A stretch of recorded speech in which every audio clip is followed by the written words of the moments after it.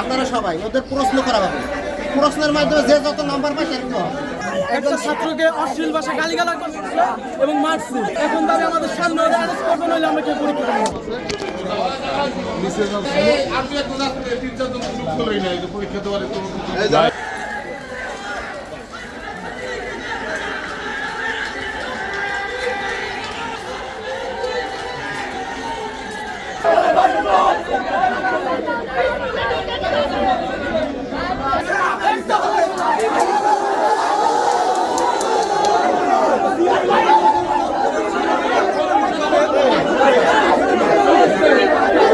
তো আমাকে প্রিন্সিপাল সাহেব ফোন করে জানায় যে এখানে একটু অনাকাঙ্ক্ষিত ঘটনা করছে, দ্রুত পুলিশ পাঠানো। আসলে আমি সেই অনুসারে পুলিশ পাঠাই।